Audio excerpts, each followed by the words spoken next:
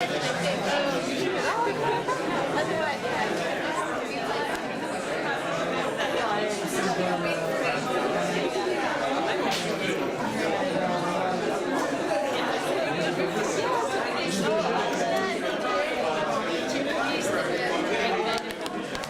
looked towards the door and saw her standing on the raised threshold. Beautiful, Martha, very beautiful, my child. It's still slightly tight at the chest, but with time it will stretch to fit me. Yes, yes, come. Let's sit at the door. Father, it's still too early for the boys to come. Let's sit here. How long would you like me to go on? I mean, I could go on for like hours if you want. Okay. So this is set in the Christian era, and it's narrated by an Egyptian Christian monk in the late 5th century AD.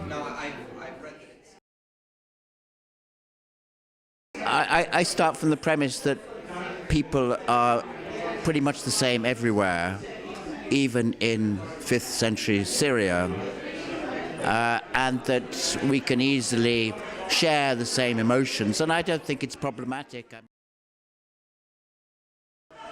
I do think that what languages have in common goes way beyond where they differ, and those people who've tried to argue that a language affects the way people think have found it really hard to come up with convincing evidence, except in very limited areas like color or direction or various other things like that.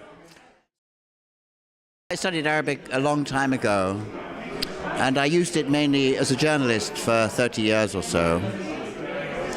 And I didn't start doing literary translation until about 6 years ago. So I came to it very late.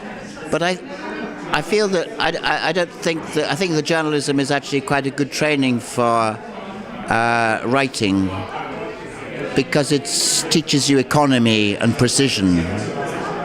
And translators, those are also virtues for translators.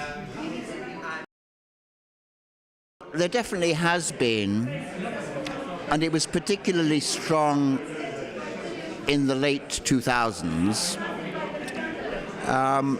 I think it may have peaked and leveled off. I'm not sure that it's still on the increase.